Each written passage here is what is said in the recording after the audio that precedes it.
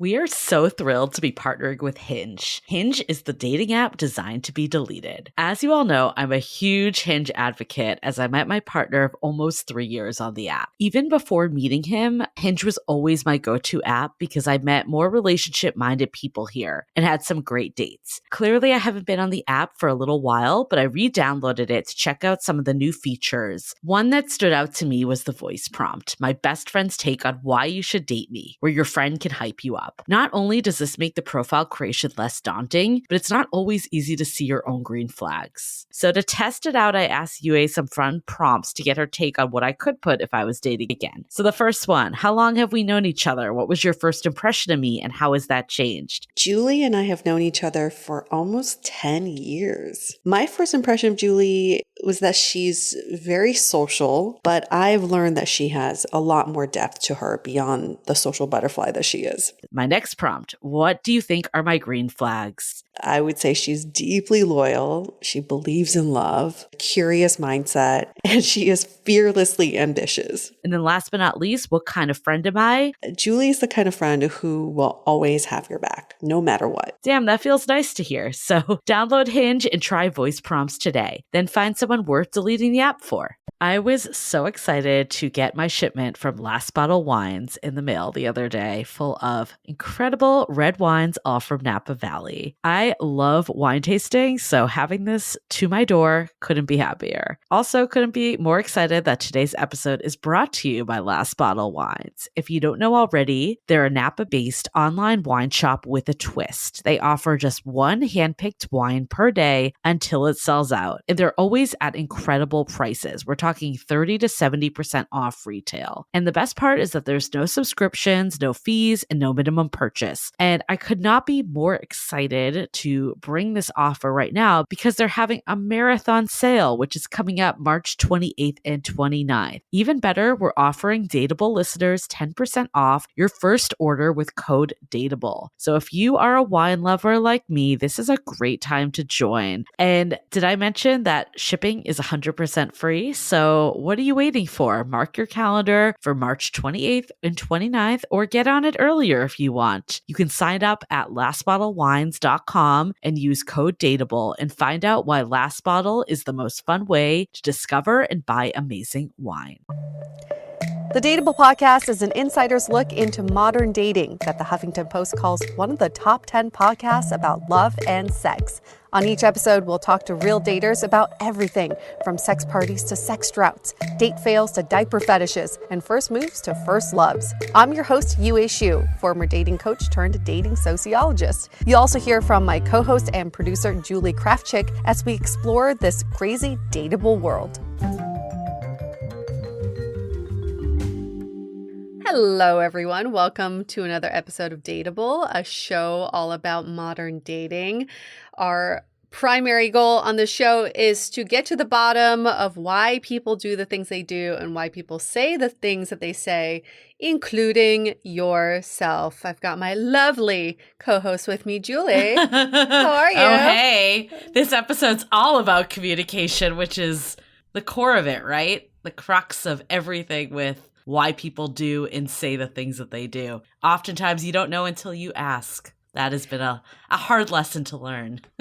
I cannot count how many people I know as adults who are actually good at communicating. I really can't. On my 10 fingers right now. Yeah, one in two. Obviously. Ish. I'm still getting there, but my parents, definitely not great communicators. I think the two of us have made huge strides because I do think communication is you have to really put a lot of work into it, and it's not going to just happen overnight. I think I was really bad at communication for a long time. And I think a lot of people like me think because we're extroverted and we talk all the time, we're good at communication. But that is not always the case. Just because you're good at talking doesn't mean that you're good at communicating.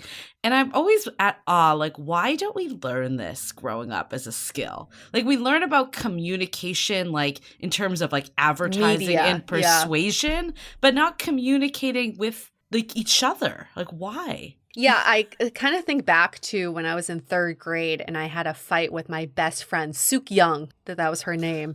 And nobody could help me figure it out, like how to get in her good graces, how to become friends with her again. My teachers couldn't figure it out. I just cried every day. She would ignore me. And I don't even remember why we were fighting in the first place. But I wish instead of learning all the other shit that we learned in third grade, which I don't remember what we were learning, right. I wish someone sat me down and was like, this is how you talk to your best friend when you have a conflict. I think I was just so conflict avoidant for so many years because I equated conflict to ending something. Like if we had conflict, everything was going to end. It actually took me, I think Dr. Alexandra Solomon, we had her, what was it, season 7? Like Marriage 101, we had her on. And I remember her saying something that has stuck with me is like conflict is inevitable in a relationship because you're thinking one way and someone else is thinking a different way.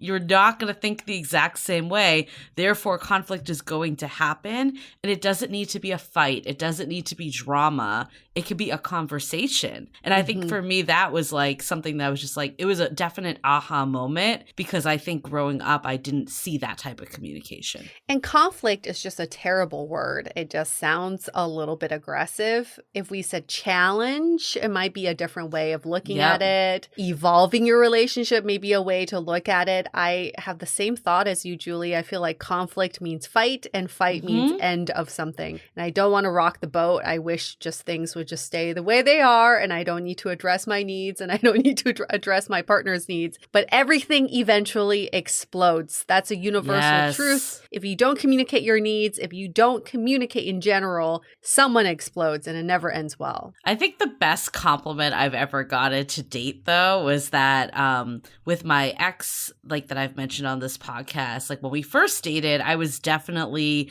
conflict avoidant. Like I didn't want to say anything to rock the boat. I made his needs were more important than my needs. And then when we revisited this relationship over the pandemic, I mean, this is like, 5 years of dateable later, he's like, oh my God, you're like a totally different person. But like, in a good way. Like he was like, I like that you're just being so much more direct and not like hiding it. And I think that has given me permission now in my new relationship too, to just be very proactive with communication and not be afraid that it's going to like ruin things, you know? Because at the end of the day, you need to be able to, like, I think communication to me is like one of the top needs I have in a relationship. And if I can't communicate with someone, I need to know that. And I got to give major props to Julie because Julie has been the one who has helped me become more direct in my communication too. Julie in recent years has, before we start recording, multiple times she's been like, Yue, there's something I just want to get off my chest. Let's just talk about it, address it now. And in the beginning, admittedly, it was scary because I'm like, oh, this is a confrontation. What did I do wrong? Are we having a fight? But the way Julie communicates is very direct. Here's what I saw. This is what happened.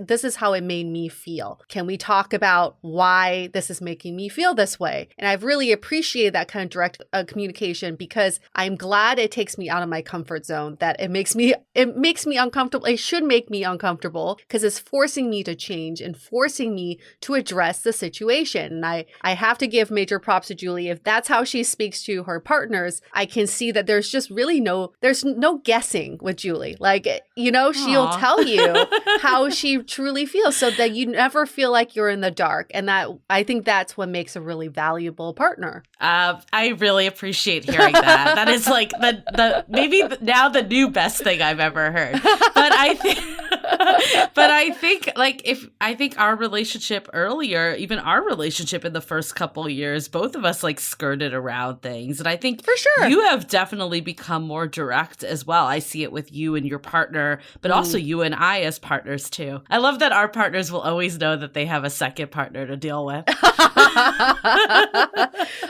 But see, this partnership is different because we are friends first and foremost, and then we became business partners. And confronting confronting your friends is not a thing that I'm accustomed to. I've never confronted a friend or sat a friend down to talk about something. Certainly I've had those feelings, but never got them out in the open. So I really appreciate that I've progressed to this point. I think there is something with friends, though, that you like, there's something that feels different than significant others about bringing stuff up. And I actually read that book, Big Friendship, by the co-hosts that do Call Your Girlfriend. Oh. And they're definitely in a more of a similar boat than you and I, because they're like business partners and friends. So they went to therapy together. Like they talk about the two of them in therapy together. That's a great idea. But society tells you wouldn't do that with friends. Right. But I have ended friendships with people before. Like I had a friend, I was in her wedding and we don't talk anymore. And that's kind of sad, actually. And like, that is, you know, it's like, it's on one side, it's like sometimes it's inevitable. It's kind of like a breakup. Sometimes people will just grow apart and it is what it is, but we didn't try. We didn't try to make it work. And I'm the one that shut down. Like I'll admit it. Like I totally shut down with it. And that sucks. Like looking back on it, that really sucks. And I don't ever want to do that with you or romantic partners or any of my friends again. I 1,000% agree with that. So other than our podcast, you know, my other favorite podcast is called Unfuck Your Brain with, yes. with Cara. We need to get her on. Lauren Lowenthal. I can't say her last name, but she had a whole episode about toxic people in your life. And the way she phrased it was this. She said, there are no toxic people in your life. You make them toxic in your mind. Ooh. So if you find that you like someone makes you feel a certain way that's negative or gets you riled up, spend more time with them to work through that as opposed to just labeling them as toxic. It's the easiest thing to do. It's, you know, we hear it on all those like Instagram influencers always like, get rid of toxic people in your life. Just cancel them. It's not like that. People can't be canceled. And I totally agree with her. People aren't toxic. You make them toxic in your mind. Or at least prove out your point. Like you gotta at least try to have the conversations, and then if they don't want to do it, that's another story. But if you're not trying, like how, I don't know, I was like talking to a friend the other night about this, about like someone that they like care deeply on, and they're like, he never seems to be in a relationship because as soon as it gets difficult, he bolts. And I think a lot of us do that, especially with app culture. It's like, oh, there's someone else around the corner. But and I think Alexandra Solomon said this, you're gonna have conflicts with everyone. It might not be the same type of conflict. Something inevitably is going to come up. Inevitably. So I feel like our listeners are getting energized by this conversation and being like, okay, bring on the conflict. What do I do? Now we need the tools and the skill set to have these conversations. And this is what this episode is all about. We've got Sandy Weiner, who is a communication specialist. She also has a podcast. You'll hear all about her on this episode, but she will give you the tools of addressing conflict and working through that, which is phenomenal.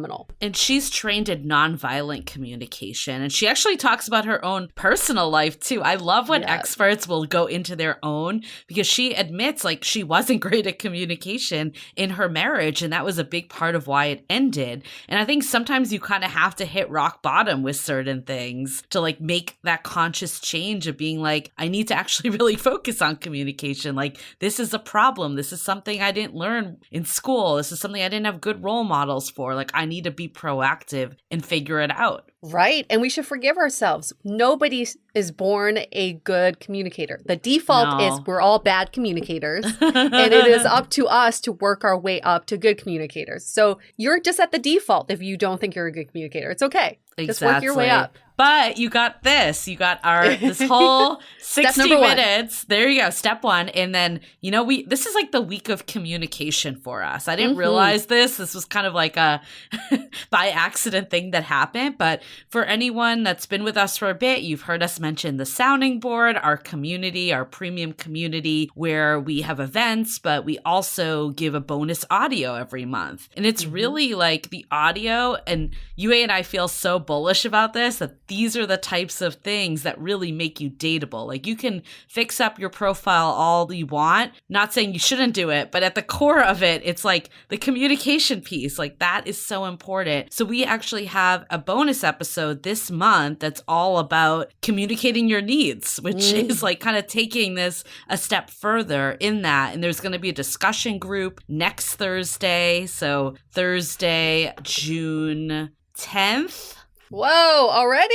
Oh my God, I can't believe we're in June. Oh yeah, I know. Goodness. It's like that isn't year. right. When I was saying it out loud, I'm like, no, it is. Because we released the episode the first week of the month. Holy so shite. June 3rd, it will be out. And then we do the follow-up a week later while it's fresh. And people have just loved these discussions because they're like, where else can I freaking talk about anxiety? And everyone's like, I get it. And I'm supporting you. And I'm here with you. Like, there aren't really that many places you could do stuff like this. No. No.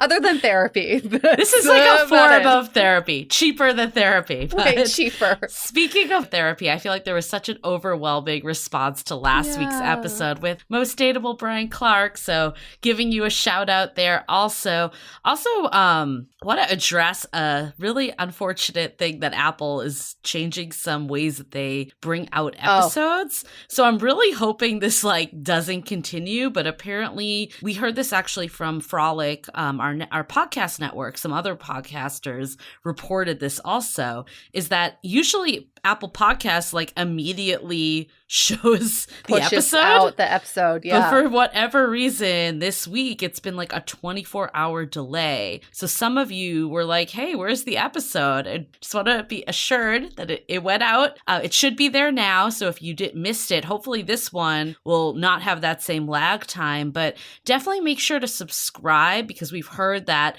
or at least I saw even on my feed that like in the subscribed one, it was there, but in the like general search on the app, it wasn't. So make sure you subscribe. And then if it's not for whatever reason, you can always turn to Spotify. Personally, Spotify, I personally use just because I listen to everything else there, but it went out right away there. So hopefully this will get resolved. Yeah, so this is a PSA to switch out of Apple Podcasts and go to Spotify. And this episode is brought to you by Spotify. Just kidding.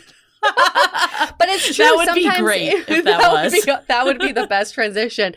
It's true. Sometimes you don't see the episodes right away, but we are very on time with our episodes and when we push them out. So if you don't see it that night, just go on Spotify. Try it. Just Google or whatever. Go on our website. Go to iHeart, any other platform, and you should be able to see it. I think hopefully this is going to get resolved. Apple did like a major overhaul of its podcast app, which is super exciting. We're definitely still pro Apple, so don't want to feel like we're not. And we know a lot of you listen that way, and keep those reviews coming. That's the second PSA. But we, if it's not there, I think definitely make sure you're subscribed. I think that's step number one. Yes.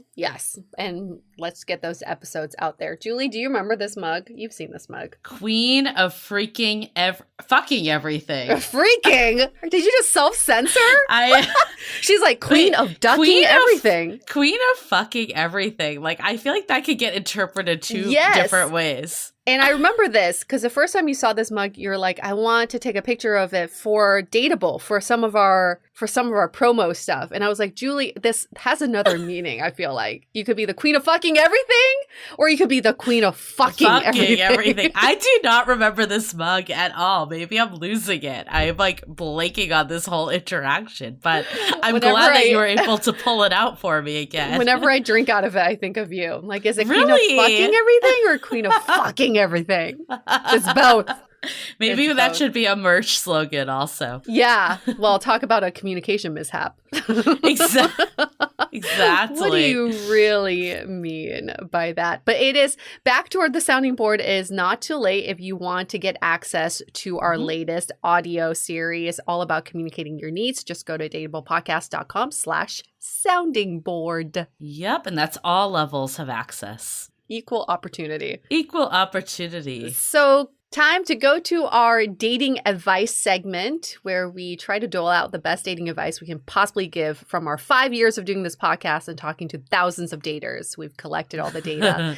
And here's a question for all of us. So listeners, try to weigh in on this too. The question is, how do I communicate to someone that I'm really interested in them without sounding desperate? Yes. Ooh. The D word. I know. We got the V word, we got D word, we got the F word, we got so many alphabet words. They all have different meanings also. And we're gonna lose track and we're like, what was that word again? What The letter J of word is the journey. Yep. Oh, yeah, journey. Without sounding desperate. So I think the word desperate also comes from one's own insecurity. Because I think what you may think sounds desperate probably doesn't sound desperate to the other person. It may just sound like flattery or a compliment. Yeah. But I think communicating your interests is all about it coming from your authentic self. So not communicating in a way like, I've seen this in rom-coms or reality TV shows as a grand gesture. It's like, I've really enjoyed spending time with you. And every time that we say goodbye, I can't wait to see you the next time. So I just want to let you know that I'm really enjoying our time together. I think that's a very authentic way to communicate your like for someone. And for whatever reason, that's so difficult Why for us. is it so hard? I mean, that one I think is like the safest one because you're not even really saying that you like the person that much. You're just saying you enjoy the time together. Yeah. Super safe. But for whatever reason, it's still difficult. I personally think put it out there. Like, what do you have to lose? I think sometimes people too feel more compelled to give you those comments back in return when they feel like feeling the same way. They're open to receiving it, but they need like that person to kind of show the path. And you know what we've learned is not everyone's as dateable as you all are because you guys are tuning in every week. There's a large population that is not, and shame on them, they should be, but they're not. And I think sometimes it might be on you that's been more evolved to just put it out there. I mean, what's the worst that can happen? I think this whole desperate thing, like, who cares if they think you're desperate? Like, really, when you think about it, I don't actually think anyone would think you're desperate. I think they might just be like, oh, shoot, we're in a different place. Like, I'm not feeling what they're feeling. But is that really a bad thing? Wouldn't you rather know that than like think that like you're in this other, especially like, I'm not saying like confess your love for this person on like date number 1, but saying you had a good time with them like is not that much at the end of the day. Like it's not. No. I feel like the word desperate comes around when given a situation like this. For example, if you are constantly rejected by your the person that you want to go on dates with, and he or she is like, no, I don't want to see you. And then you keep telling them that you want to see them and that you're interested in them. That's desperation because there's no reciprocity there. They don't want you back. So that's where desperation comes in. But if you're just wanting to tell someone you want to see them more and you like spending time with them, it can't be that hard. And nobody hates hearing that. No. And I think that will like propel it forward. I think the problem with modern dating is everyone is so afraid to say anything that it just becomes this standstill that everyone's like, oh, is this person interested? Well, if they're not interested, I'm not going to be interested. And then what does that get you? Nothing. Yeah, when both people don't want to say anything, nothing is said. And that's happens. why you all complain about messages like, hey, you up? How's the weather? How's the weekend? Because nobody's trying to say anything. They're just saying things to say something. And that's where you get to stalemate. So if you want to move your relationship along, be that person. Be courageous. Step forward and have your person meet you there. And if they don't step forward with you, then they're not the right person for you. Right. I mean, I think it's all about baby steps and reading the room. Like Yue said, don't keep doing something if someone's not giving you that response, but starting with something small, like you had a good time. Okay, now they're excited too. And you can feel, when someone's like into it and excited, you're making that next plan. You're like excited to see each other. At that point, then you could say something like, I really like you. I really enjoy spending time with you. Like there's so many ways you could just like continuously build on it. Yes. So let's make it a challenge for all of y'all who are listening, who may be in a situation where you're like, I really want to tell this person I'm into them. Get your phone out right now, find their phone number, text them this exactly. I've had a really good time getting to know you. I really like spending time with you, and I can't wait for the next time we hang out. Yeah. That's it. Done. You're welcome. Done. Easy enough. Just don't send it to the wrong person. You're like, damn it, sent it to the dog groomer. You never know. Maybe they're down with it also. They're like, well, we love Mojo too. Can't wait for him to come back for his next grooming. Weirdo. Just send it to your whole contact list all at once. Oh, shit. Yeah. Make it's it like a contact mass roulette. text. Yeah. See who texts back. And your grandma's like, I miss you too. Okay, this is a little bit of a tangent. Oh, I know what you're talking about. The WhatsApp thing? Yeah. Yeah. Tell people that story. I was just thinking that story. Do it. Let me drink out of my mug. So it was... I feel like I don't really use WhatsApp all that much, but it was when I was doing long distance with my boyfriend in the UK. So I was on WhatsApp all the time. Mm-hmm. And he was literally the only person I was messaging on there. So one day I get another message from like this number I didn't know. And I'm like, okay, that's weird. But I saw that there were like 30 other people on this group text. And funny enough, one of the people on there was one of our past guests. So I like saw one name come up in my contacts, but everyone else was just a random number. The guy had labeled the group because you know you can like label on groups. Yeah. He put it as prospects. So all the girls were like, who the fuck is this? And then we're like, wait, are we all people that he like thinks that he's like going out with or something? But the irony was, because people started saying this, because I'm like, I have no idea who this person was. And I wasn't dating because I had a boyfriend. And it turned out like a few people were like, oh, this is a guy I like met up with like 4 years ago. And I looked and I like saw his photo and it like kind of came back to me. I don't think we actually ever even went on a date, but we had talked on a dating app like 4 years ago. But he like left the chat, which was the best. He left the chat. And then apparently a bunch of the girls went out for brunch. That's what the mutual connection told me, which I think is actually kind of funny. This could be the most ridiculous thing that one person could do or the most genius thing one person could do. Imagine if there was a social experiment where you brought all these people in, all these strangers to a room, and they had to figure out why they were brought there. Oh, that kind of reminds me of that MTV show, like, Are You the One? Do you remember that? Where like the one is somewhere. Yeah, I still watch that show. When I'm bringing up a reality TV show to Yue, like, you know she's seen it, clearly. I'm like, yep, I still live in that world. Thank you very much. You're like, I'm planning on watching a marathon this weekend. I'm watching it right now as we're talking. What do you know? Okay, but I think that should be more than enough to answer this question. Absolutely. How do you show interest without coming off desperate?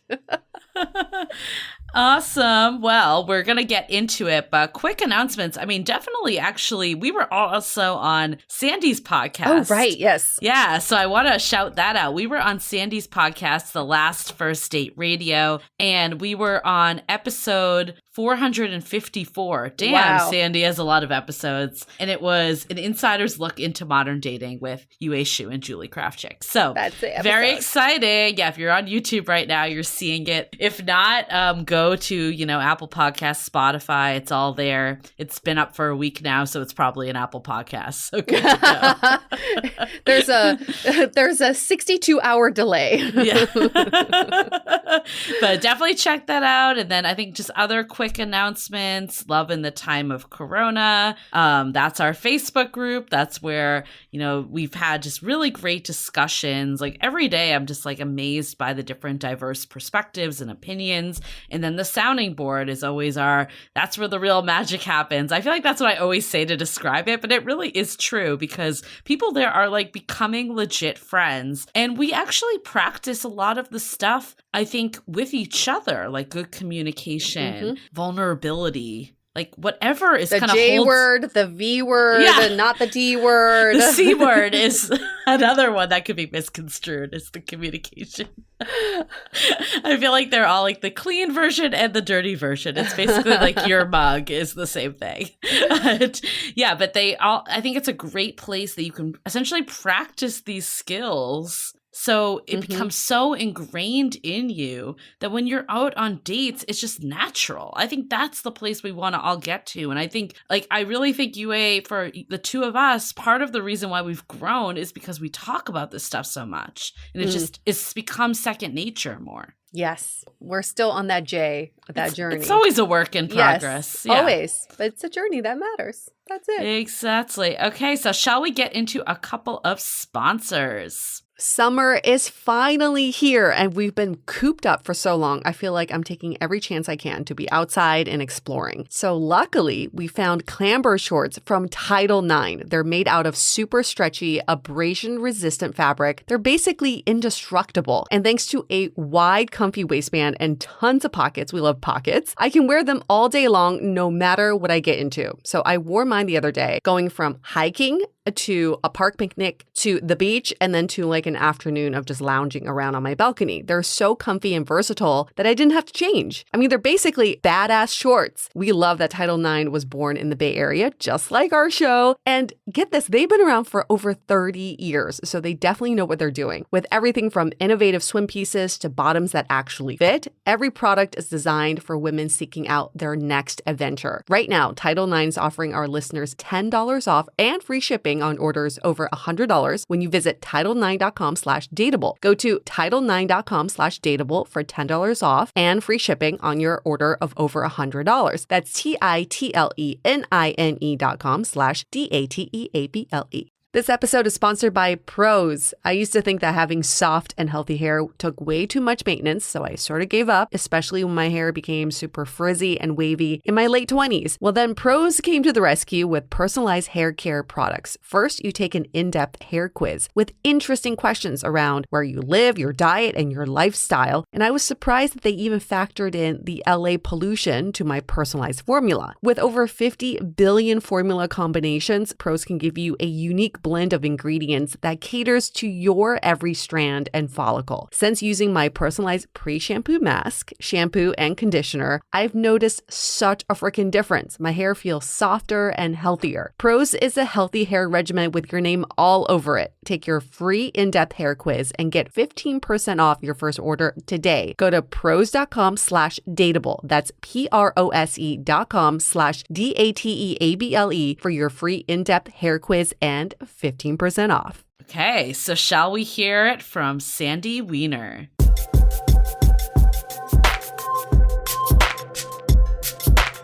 Communication is a part of everyday life. When we're born, we communicate verbally and non-verbally. And when it comes to human relationships, it's arguably the most important thing to keep a relationship alive, I would say. Yet, we don't learn communication skills in school. No. We don't get degrees in communication. And then we're just thrown out in the world and people are like, here, go. Communicate. You'll be fine. Or if we do get degrees, it's definitely not like interpersonal communication. No. Which is like, no one teaches you how to communicate in relationships ever. Ever. Insanity, I think. But Sandy Weiner is going to enlighten us with some communication skills and just break down what communication really is. She is the founder of the Last First Date and the Woman Value websites. She is an internationally known TEDx speaker, dating and relationship coach, women's empowerment coach, author, and podcast. Relationship coach, women's empowerment coach, author, and podcast host. She's been featured in Mind, Body, Green, Psychology Today, The Good Men Project, The Chicago Tribune, Your Tango, and The Daily Buzz. She's the host of 2 podcasts, The Last First Date Radio and the Woman of Value podcast. She's 64 years old, currently lives in Stamford, Connecticut. She's been there for 25 years, originally from Atlanta, and she's single and actively going on dates. Hi, Sandy. It's a mouthful. It's a mouthful. I'm actually 65. Ooh, you just had a birthday. Medicare birthday, yeah. Medicare birthday? That's amazing. Wait, when is your birthday? Was that recently? April 14th, yeah. Oh my God, we've been trying to schedule this for so long that you were 64 when we first had you fill this out. You've grown a whole year.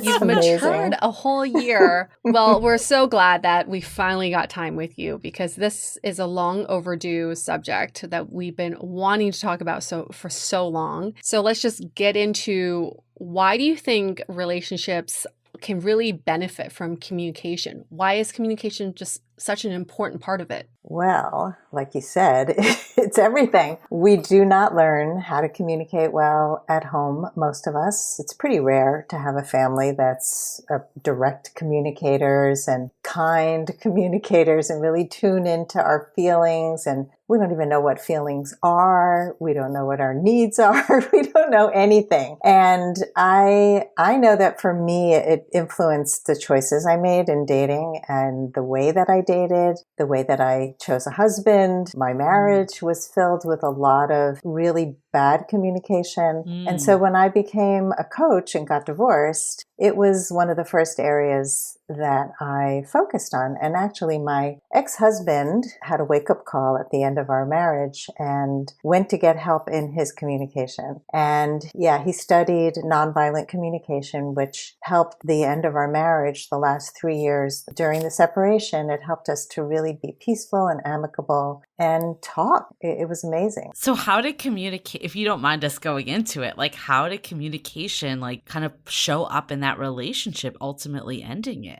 Well, stonewalling was a big one.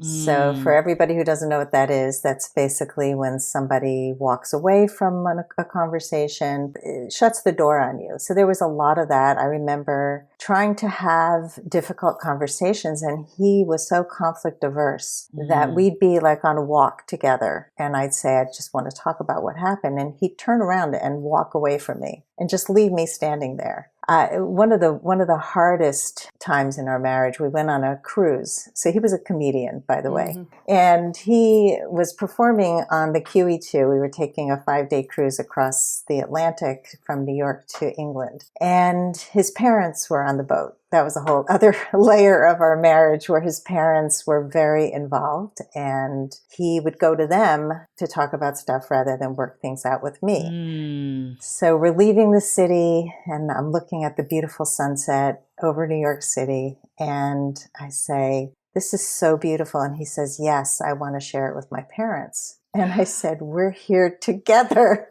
And he left me on the deck as the boat was leaving. And that was the beginning of this trip. And I actually had a panic attack that night when I went to sleep. It was my first panic attack ever. And I think it just everything culminated. I was feeling trapped on the boat, feeling trapped in my marriage. And he chose his parents over me. It was just like, so I think that happens a lot. And people just don't have the skills to be able to be in conflict. Well, I think the times I felt most anxious in relationships is when the parties weren't communicating. Like usually when you can just break it down and have a conversation, a lot of the stuff that's floating in our head goes away. But for whatever reason, it can be very difficult to like have that conversation. I think a lot of it, like I know it's something like a skill that I've had to actively work on throughout like the last like 10 years, like because it's something that I think a lot of us are afraid to speak up because we don't want to rock the boat or we don't want to like make things bad. But in theory, like actually having those conversations could make it a lot better. Yeah, and so much is left to assumption. The stories we make up in our heads, man.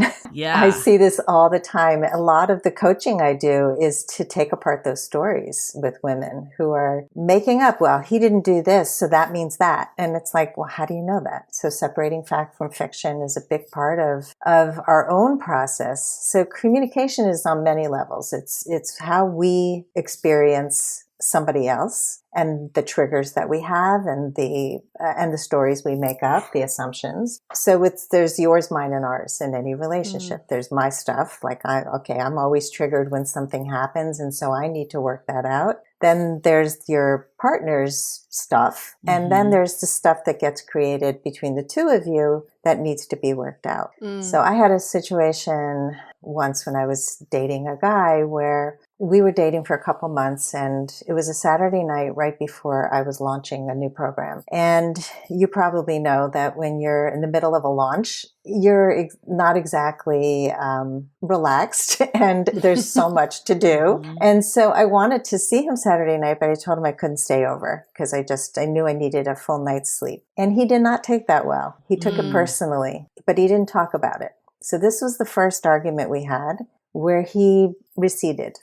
He used to send me these cute little texts every morning with these like funny little poems. And the next day I got nothing. And so I waited a little bit, and then I wrote to him, I miss your poem. And he wrote back. He started getting into why he was upset. And I said, hey, listen, let's talk about this tonight. when we can talk on the phone. We lived about an hour from each other. So that's another step. It's like, don't have tough conversations on text and make sure you bring stuff up early on. What do you think is the main cause of a lot of issues in relationships? Is it, because I'm hearing two main ones. One is this idea that we should avoid conflict. I hear couples being proud of the fact that they never fight. And I'm like, what is wrong with you? Why do you never fight? Because people want to avoid conflict and they think that's something to be proud of. Or is it the issue that we think we are mind readers and we're constantly trying to fill in the blank for our partner? Which one do you think is a bigger issue?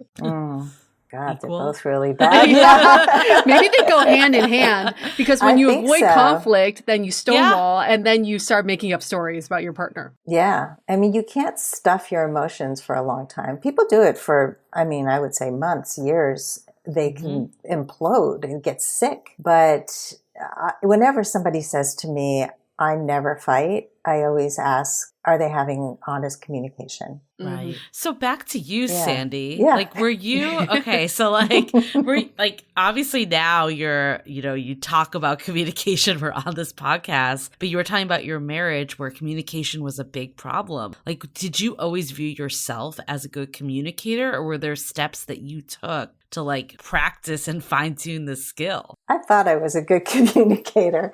I thought I had all these great skills, and I certainly had insight, and I was pretty centered. I could look inward when there was a conflict, and I could sort of parse out what the issues were. But I really didn't know how to name my feelings or my needs. I did not know how to set boundaries. I didn't even know really what all my needs and values were. Like that, a lot of that came from coaching school. And when I really got clarity around how to understand my values. But the feelings and needs part came during the end of my marriage, when the process of nonviolent communication is, the first step is to take out all the judgment and all the stuff that we make up around the person. So that they call that the jackal. And when you first are triggered by somebody or you feel hurt, you're going to probably be name calling, what a jerk. You always do this. You never do that. Those are all ways that we sabotage the conversation. So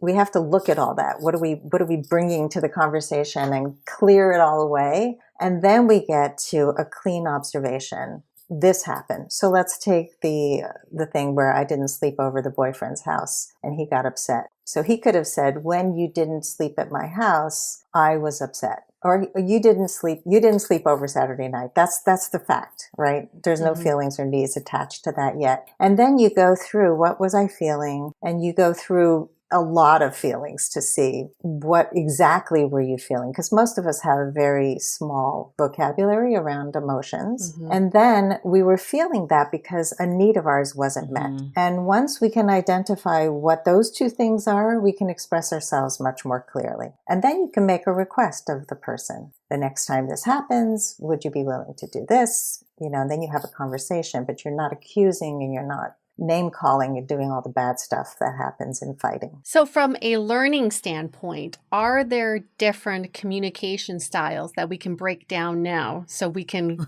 attach ourselves to one or the other? So I want to say they're not static. You can be one and you can become another. And really what you want to do is be the most high functioning communicator. So I created 4 archetypes, and they're all animals.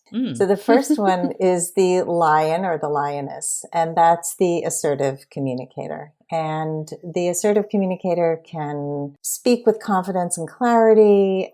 She knows her core values. She doesn't play games. She doesn't manipulate. And she wants to connect. She knows how to set clear boundaries with others. And it's a skill set that can be learned. Then there is the scorpion, which is the aggressive style. And the aggressor is really right or wrong thinking, always wants to win. She doesn't really feel the effect of her actions and words on other people. And she thinks that her opinions, needs, and rights are more important than other people's. And she wants to be seen, heard, and appreciated, but she doesn't know how to get valued without putting other people down or being the loudest person in the room. And let's see. The koala is the passive aggressive. This was an interesting one. I was trying to find an animal for the passive aggressive. I never knew that koalas are really passive aggressive. Are they? They look really cuddly and sweet, but they can suddenly lash out violently. Oh, wow. So that's that archetype. It's that, oh, I'm so kind and I'm just too nice. And really what they're doing is they're suppressing what's really true for them because they're massive people pleasers. And they may use sarcasm. They're indirectly aggressive, which I really hate. They're very often, they're two-faced. They gossip a lot. They can be deceitful. And the puppy is the submissive style. She's the real people pleaser. She just suppresses her needs and wants to make everybody happy and not upset anybody. Oh, I was the puppy at one point. What are you now, Julie? Wait, what was the first one? The lion or the lioness. I think I'm the lion now. I feel like I've done a lot of work on communication, but it was something I struggled with for a very long time. And what about you, Yue? I feel like it depends on the context. Within a relationship, I would say I'm the lioness, but at work, I'm definitely the koala. Super passive aggressive. I could see that. Super nice. That is interesting because I do think that it depends on the context, depends on who you're talking to, and it depends on your partner in a relationship. I think I was definitely the puppy at one point with some of my previous relationships, but for my current one, I'm definitely the lioness. Yeah, I think that's a good point. It could be the person, but I think also it can be the self-work because I actually remember when I revisited a past relationship, he was like, wow, you've really changed how you communicate. And I'm like, yeah, I've been doing this dating podcast for 5 years now, So it's some of it does come out with just experience and working that muscle and being aware of it. I think for me, a lot of it was stemmed from childhood too. Yeah. That I didn't want to rock the boat. I wanted to just make everything be okay and good. And I didn't because I think I grew up with fighting and I did not want that in a relationship. So I did the reverse 180 where I wouldn't have any conflict, but then I would just suppress it and then I would get resentful because I wasn't actually because you can't never have any conflict, right? Yeah. I think I grew up in your house. Are you guys related? Sandy, Yeah, what animal are you? I'm definitely the lioness now, and I probably was more a combination of puppy and koala. I was never the scorpion because that was my family. It was a bunch of scorpions, and and there was also a lot of the passive aggressive in my family too. So there was yelling, but there was such unclear communication. And so we'd be screamed at for not doing something, but we had no idea we were supposed to do it because we were not mind readers. And Right. so that, and I think just knowing what I didn't want was a lot of the motivation for who I became. But it's hard without the skills. I mean, every time I worked with somebody new, and today I just started working with a new client who grew up in a home with very, very cold parents, which is also very common. And so she didn't get the love she needed and she struggled to keep the peace as well. So it can be from either cold or hot parents. And we don't know how to get our needs met. And I think a lot of people feel it's mean to set boundaries. It's, and so when you don't know how to do it, and I teach a whole course on boundaries because of this work, it's just so important to learn how to say what you need to say and to say it nicely, say it kindly, not be a pushover. But I think that's why it's good that we're starting to address that. Cause I think our parents' generation too, just if we think we're uneducated with communication, the older and older you get, just more was stuff to get under the rug kind of thing. And looking in retrospect, I certainly don't blame them. They were just doing their best with it. But I think the whole piece about stating your needs in a way that isn't mean or selfish. I think for a long time I felt it was selfish to state my needs. And I think that was the area that my ex saw the biggest change change in me. It wasn't necessarily that we had conflict. It was that I was just more like, this is what I want and this is what I expect, opposed to expecting him to be a mind reader. And I think some of it too, I think stems from like, you know, like romantic comedies and like bad like dating books, that it's like, if they really loved you, they would know what to do. And that's just not always realistic, It's right? like magic. When you're in love, you just communicate so exactly, well. telepathically, right? God.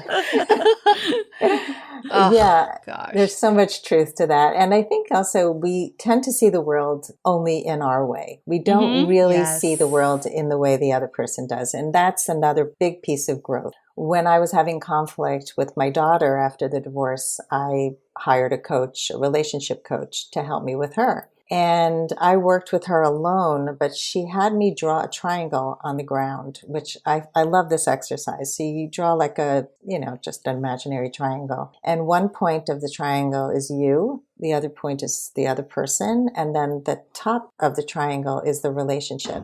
And so you first stand in your position. So you're doing this alone and you're saying what the issue is. Then you go in the other person's position and you try to see it from their point of view. And that was like, wow, I never saw it that way. And then you look at it from the relationship perspective, who you are together. And so it's fascinating to do this because I was able to see that I was expecting her to be me, you know, and to see things the way I saw them and to put things away the way I would put things, you know, and we get so angry, we take it personally when somebody doesn't do what we want. Right. And so if you just say it kindly, and then if you're dating somebody and you say it kindly and you ask for what you want and they keep ignoring you, or they say, oh, you're too sensitive or you're too anything. Right. You know, and I always say, if somebody says you're too something, it means you're too much for them. It's not that you have the problem. They have a problem with you. But I think that's important though, because if you expect people to be mind readers, you're not even giving them an opportunity to like react in any way. So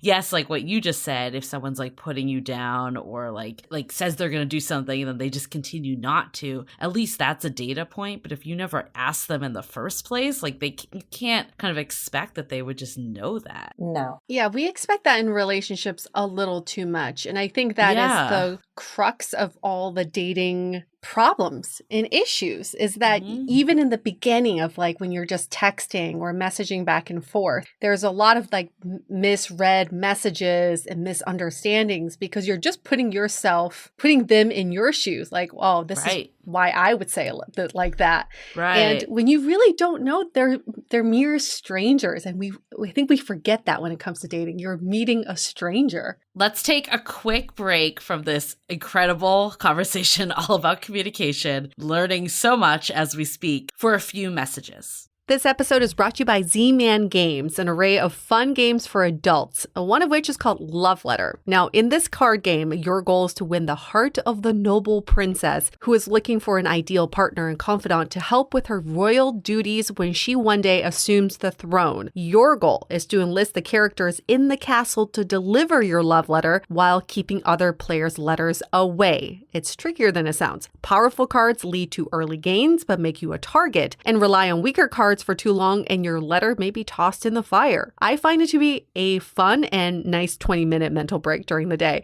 This 2 to 6 player card game fits in your pocket so you can take it with you anywhere. Love Letter is appropriate for ages 10 and up and is available for $11.99 through Z-Man Games. You can find it at Target, your local game store, or directly through Z-Man's web store. So I feel like the love languages was kind of like a good way to like see how different people like, you know, showed love and took in love. But I feel like there needs to be something for communication styles, even more in a way.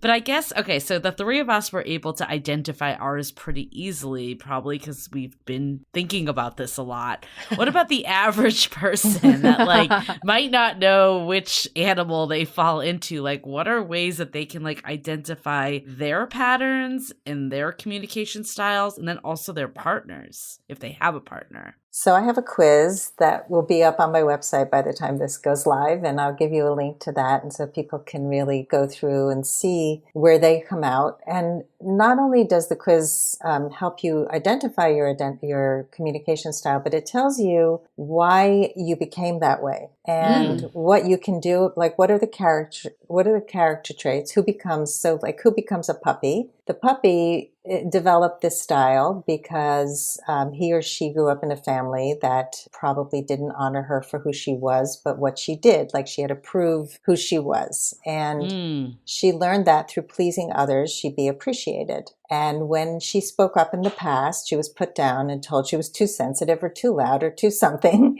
Right. So often, and it can be a loving home. So I had a client who was brought up in a home where a parent was ill, and she had to suppress who she was in order not to upset her mom. And, so she became the straight A student who had to be perfect, and ended up marrying a narcissistic man and didn't know why. And so, it's clear, but throughout therapy, they never connected the dots as to how she became a codependent. She said, my parents love me so much. Yeah, they did, but you had to not be you. So when we aren't allowed to fully be us and be honored for who we are, we end up with some of these dysfunctional communication styles. And we protect ourselves by hiding parts of who we are. I mean, I definitely was quiet because I didn't want to be judged. And so I think we do these things to protect ourselves and put up these shields. And once we know how we came about this communication style, is communication style similar to schemas where it's just the way you are and you just have to learn to cope with it? Or is there like a North Star animal? Is there like the dolphin? We should all be working towards becoming the dolphin or something like that. I think it's like attachment styles a little bit more than the schemas. Because attachment, like, let's say you have an avoidant attachment style and you tend to shut down when you're in relationships and avoid intimacy. You can learn how to be a more secure attachment style in many different ways. And it's the same thing with communication. You can learn to get clear on your values and your core needs. You can stop saying yes when you mean no. Like, the boundaries really help a lot with any of the codependent kinds of communication styles.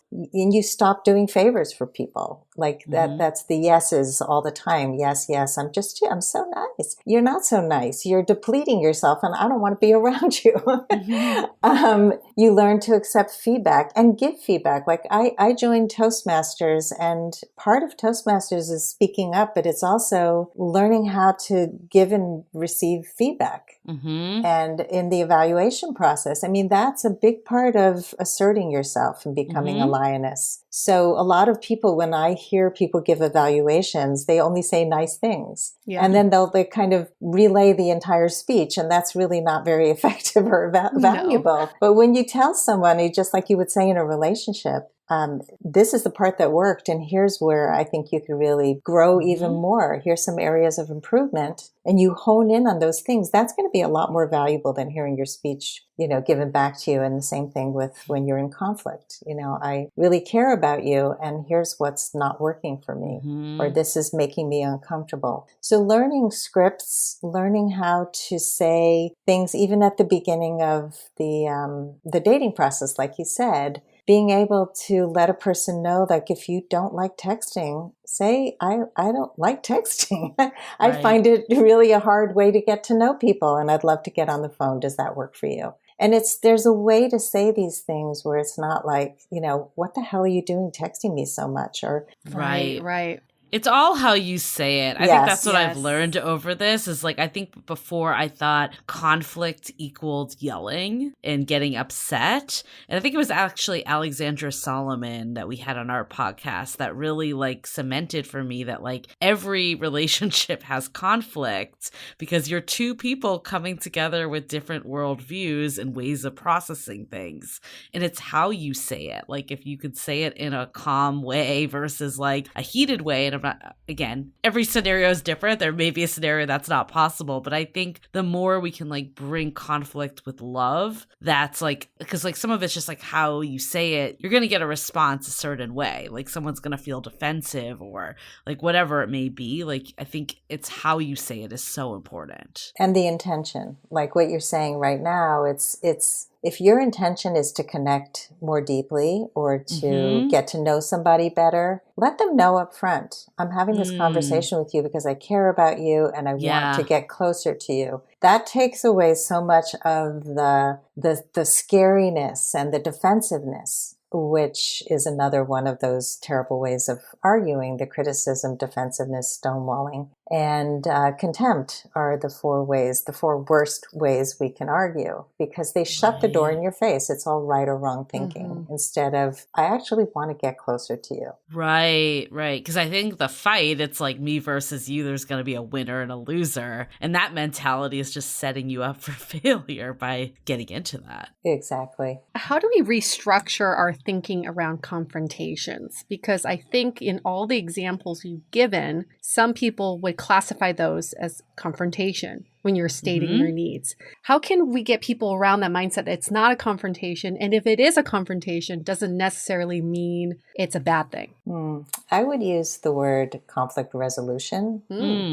I like that. Because you're really trying to resolve the issue, not have conflict. I think that people are really afraid of the big fight. And like you said, Julie, it's because the way that we've experienced conflict has been all the worst ways. You know, it's just the yelling and we feel attacked. It feels violent. Right. And that's why nonviolent communication is a way to get closer and to connect. It was actually created to have peace among gang members and warring countries. I mean, this is where this whole process started. And if you can take gang members who hate each other and find common values, because that's really where we connect. If you look at most couples, they really do have the same goals, the same values, and it's how we express it that's different. So if we can find a way to bridge that gap and say, okay, we both have the same needs, let's find a way to make it work for both of us. You both have to be willing to do it. But I think that's a way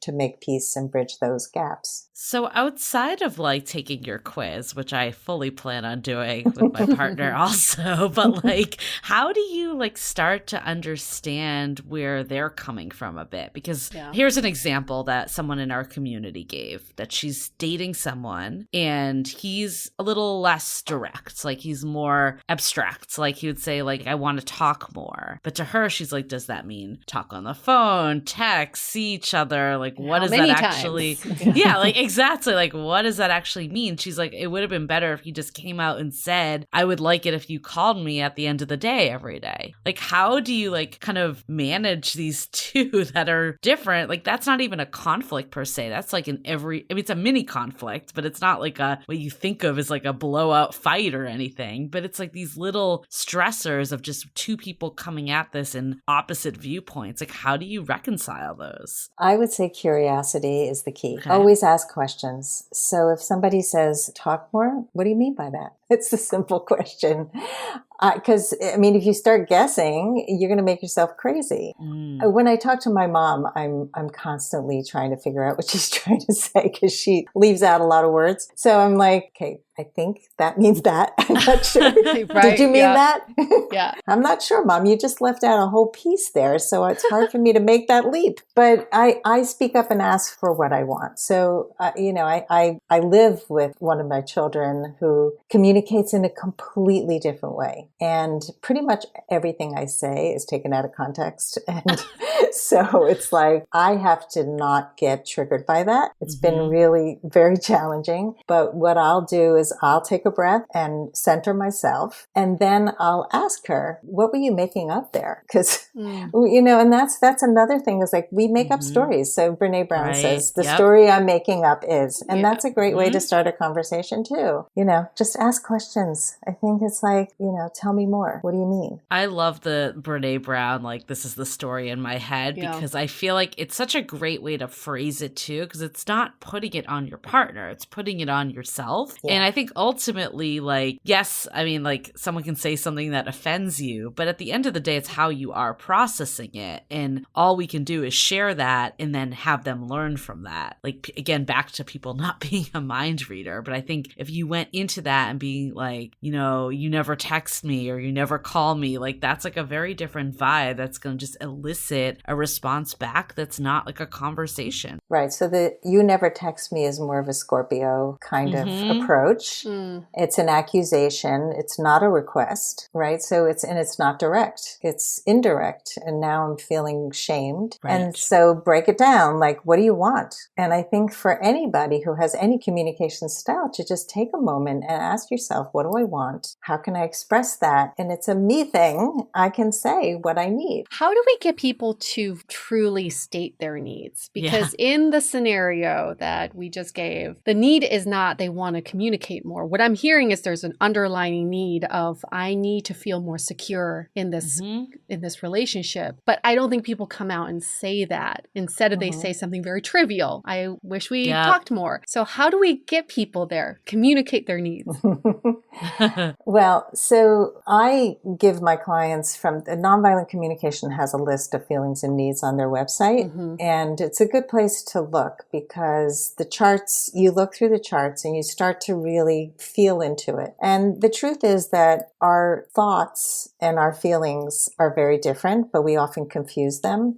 Our body really knows the feelings. And that's why nonverbal communication is so important, because often we'll say something, but our body is something else. Like it's tightening up and it's our brow changes. So the first place to do is check your body. Like when this is happening, what's happening in your body? Because a lot of people really don't know how to name anything. So I'll always have clients just go, is tightening in my chest when I feel anxious, shortness of breath, I'm clenching my fists, my jaw tightens. Like they can start to understand the trigger points in their body to help them now articulate a feeling. And then you can, there are many different sources for feelings, but it's good to get charts and that list feelings and needs so that you can have a bigger vocabulary. And a feeling is always connected to a need. So you're right. Like if somebody's not getting texted enough, they're feeling insecure. They're feeling a need for connection. A need for to be closer to that person. And it's vulnerable because maybe that person doesn't want the same level of connection that you do. But I couldn't name any of this years ago. But with the boyfriend who wanted me to sleep over, I said, in this relationship, we both have to honor each other's needs. And I can't stay in this relationship if we're not going to do that. I just had a need for sleep. Right. I wasn't really, it wasn't about you. And I just need to know that you're okay with that, and that you're not going to judge me or take it personally when I need to take care of myself. Right. And that was a conversation I could never have had earlier because I didn't know. I didn't even know that I needed sleep. I probably wouldn't have gone with sleep. I would have given up my sleep and then been a bitch the next day. So it's knowing also like take some inventory of your own needs. And I think it's one of the most important places to start. During the day, I have people go through the day saying, will this feed me or drain me? And that includes what you're putting in your mouth, the phone calls you're taking, the meetings you're saying yes to, anything that you do. You really have to start understanding if you're overdoing, overgiving, overextending, which is a big reason why people communicate poorly. I love this digging into the deeper need that's happening. Yeah. Like, is there ever a situation where two people's communication style just clashes, like that they can't work through it? Yeah. I think if so, all the relationships that don't work are usually often with, I would say, like a scorpion and a puppy, or a scorpion and a koala. Or a scorpion and anybody. Anybody. Right? That just sounds like a freaking nightmare. It's true. So let's say there's a situation where one of my clients said the guy was moody. He was moody when he didn't get his way, which means he was controlling. And he always had to have his way. But because she couldn't articulate it, she would try to take care of his moods and make him feel better. And so that's the caretaker, so that's the childhood crap that we have to work through, all that trauma. And so when you recognize, okay, I'm trying to fix somebody who's not fixable. Right. And so, yeah, in those situations, it's really hard to be with somebody who's a Scorpion. Unless they become aware and they go for therapy themselves, just get the hell out of that relationship. Right. It sounds like the other ones, like you can kind of, like I'm thinking back to this example about like the calling or texting. Yeah. Like that could have been like if you're kind of a skilled communicator, maybe that's something you could even take on if your partner's not there, to be like, what is the deeper thing that's going on for you? And like try to like reframe it. Like, are there any other techniques, like if your partner just isn't there? Let's say, all of our listeners are super dateable. They're getting there. They're listening to this right now. Like, what do they do if their partner is just not in the same place? Not in the same place as they are in terms as like of communication, like honing in on their communication skills without totally calling it. Like, I mean, obviously that's like worst case scenario, but like what can they do to try to make it work if they're just like they're having more conflicting styles? I would just get really vulnerable, and just say, I'm really sad when we can't talk. I want to get close to you and I feel that there's a wall up. And is there a way that, maybe are you not feeling safe opening up to me? Like really just get into the, the granular part of it, because I think that when we get really vulnerable and we just take that guard down, it's a place where somebody can open to. And usually what we do is we keep our guard up because we don't want to get hurt. And so it's a hard thing to do, but I think we have to take those risks, because otherwise two people just keep colliding and it can be a year down the road and you're just missing each other. And, going back to attachment styles, like if you're dating an avoidant and that person doesn't feel comfortable opening up ever, it's just never going to change. It's not going to grow unless you're really open with that person and say that I can't continue unless you open up more. And maybe we need to go to therapy together. I had a client who asked her boyfriend to go to therapy or even just do a couples weekend or do something. And he just said, no, I'm not doing anything. Right. She walked away. Right. But at least you like tried in that case. She tried. Yeah, she tried. I like how you phrased it too about like it came from like yourself, not like you were doing something wrong. Like you brought the you in later to have it as a collaborative conversation, but it didn't start with you. And I think I've read a lot of like communication books and like how to like phrase it. And I think the starting with your own feelings is a really good way that makes people not react on the defensive. Absolutely. And here's a little tip about talking about your feelings. If you say, I feel that, or I feel like, you are not stating a feeling. You're stating an opinion. So I feel like you didn't come to dinner on time. Right. Well, that's basically you, but just turned into an I statement. Exactly. It's true. And people do it all the time. It's like, how did you feel about that? Well, I felt that he really didn't treat me well. Right. That's not a feeling. Right. But most people talk like that. They're using the feel word, and so they think it's feelings. So we have to get interesting. Right. And so just catching yourself. I love that though, because I never stopped to think about it. And like I said, I've read a lot of books about this stuff, but I think you're right. Like people could fall into the trap of like, I'm saying I'm saying feel, but like I'm not really doing that, instead of really getting to that deeper root of like, what is it that I'm feeling? I'm feeling insecure. I'm feeling like, I don't know, whatever you're feeling in that moment. So good rule of thumb is if you start a sentence with I feel, it needs to end with a feeling. Yes. I've definitely been guilty of this. I said stuff like, I feel like you suck at this. And that's probably not a feeling. That's just a fact. It's just It's just a fact.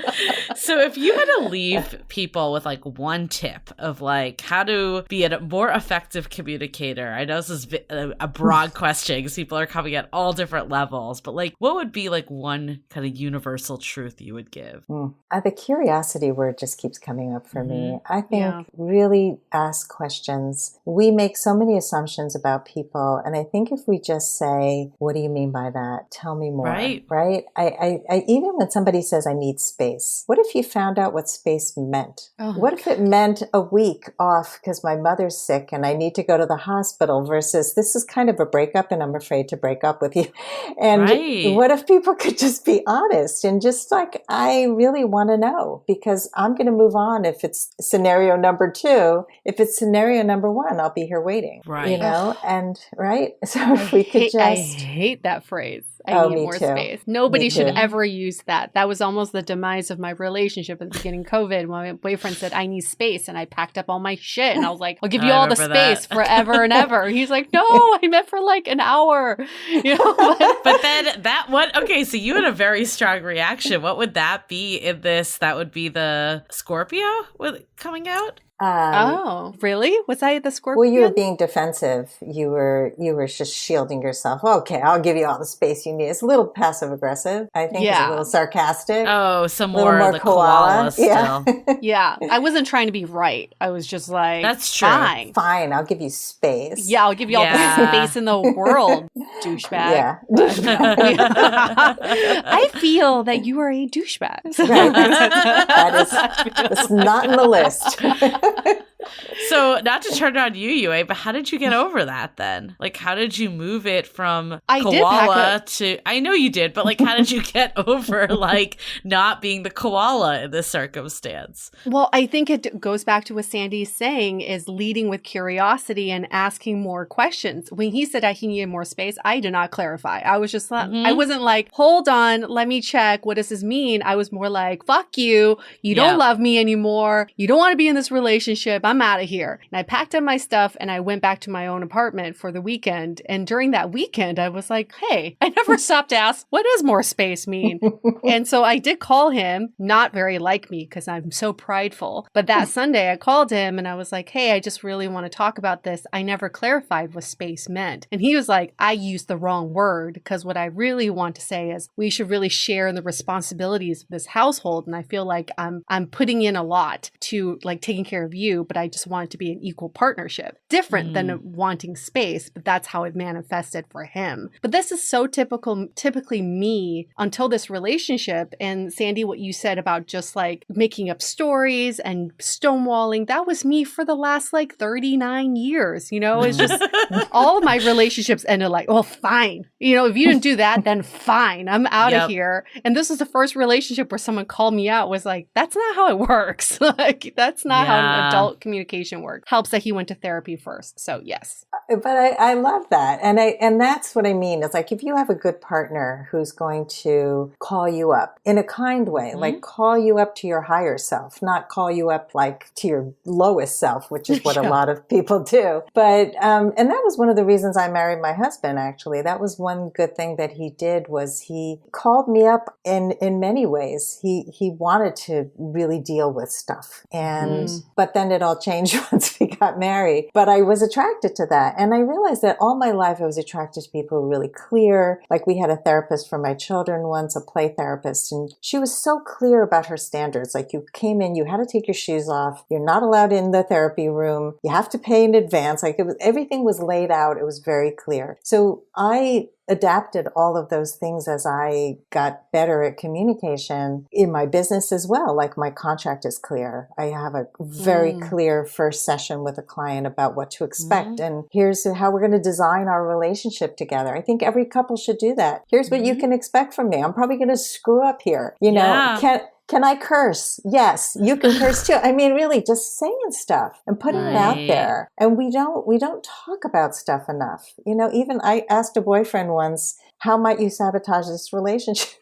We had been on like 3 dates and he was like, what are you talking about? I said, well, we all do stuff to sabotage. So I'll tell you mine if you tell me yours so we can know what to look for. Yeah. Like, oh, okay. This is why communication is such an important topic. And I'm so glad we were able to like devote an entire episode because I feel like over the last 5 years, I think one of our takeaways in pretty much every episode is like open communication, like communicate more. Like that always comes up. Like the example that you both both gave, basically, like with this. Like if people are not good communicators, that's when things just dissolve, because I could totally see the example, like you said, like if you stormed out somewhere, why would someone like even question it? If they were not trained to question it, they're just gonna be like, oh, she's done, so I'm done. It's like always like an ego thing. So I think we should transition to takeaways, because this has been such an amazing conversation. But I think the one that keeps standing out for me, and we always say this, is the why, the 3 levels of why, digging deeper. And I think whatever someone says as kind of the problem that's going on, how can you take it like 2 levels past that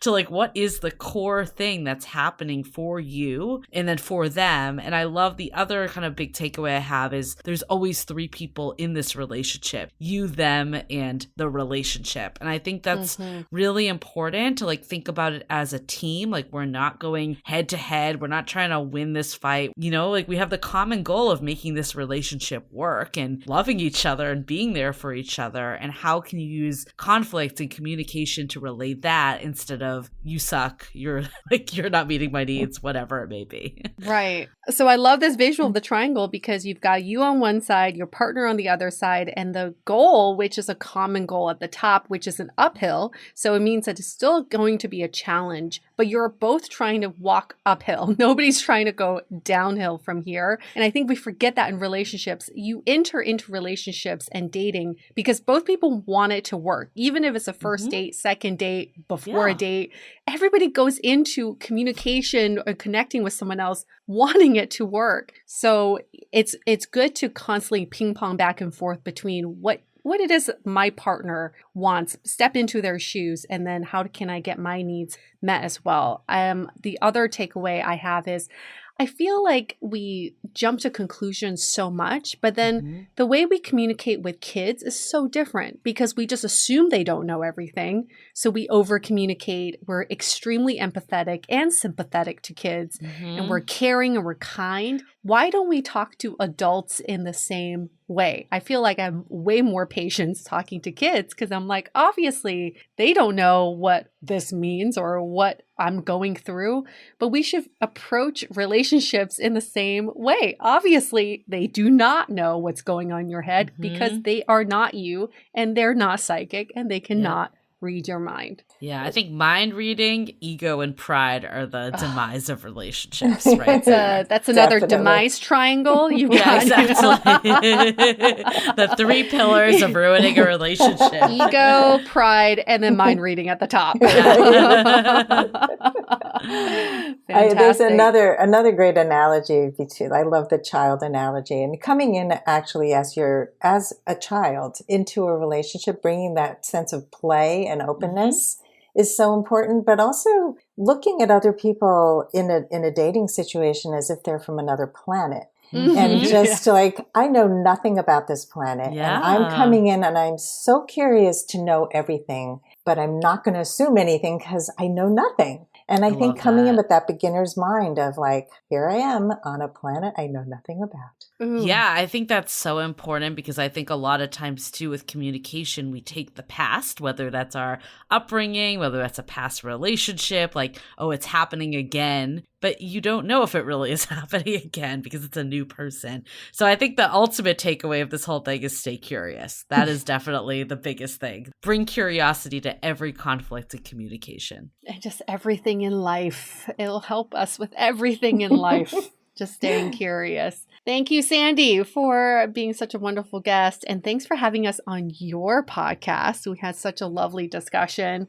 I can't wait for people to take your quiz because ultimately what I would love to do either for a follow-up episode or bring you in for one of our events is talk about if you are one of the animals, what do you do? What are the things that you need to be working on as a puppy versus as a lioness, right? Because it's going to be different, everybody's strategy to become better communicators. But thank you I feel like I am a 1 hour better communicator as a result of this episode. For sure.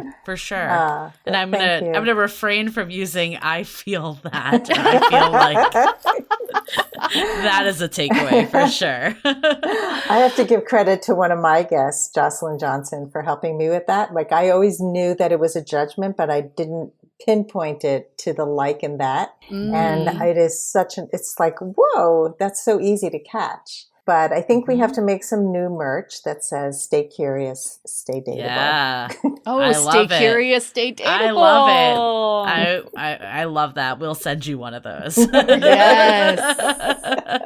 Well, thank you so much, Sandy. I know we gave your bio earlier, but like if people want to like find you, what's kind of like a few ways that they can search you on the internet? The interwebs. I'm in a lot of places on the interwebs, but probably the best place is my website, lastfirstdate.com. And you can join my Facebook group, Your Last First Date. Those are probably the two best. And you're a member of our Facebook group too. Yes. Love it. And Janice is a moderator of your group too. So incestuous, we just like swap our moderators.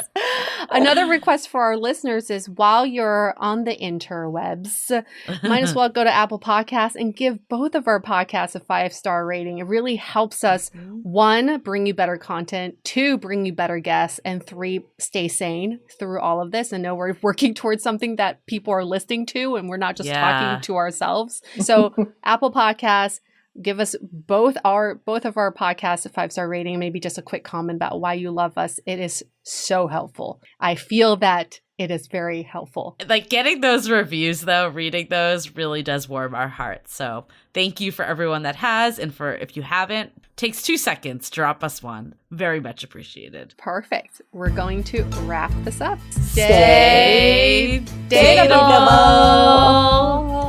and communicative.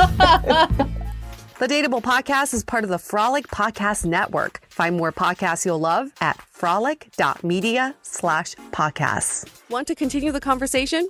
First, follow us on Instagram, Facebook, and Twitter with the handle @DateablePodcast.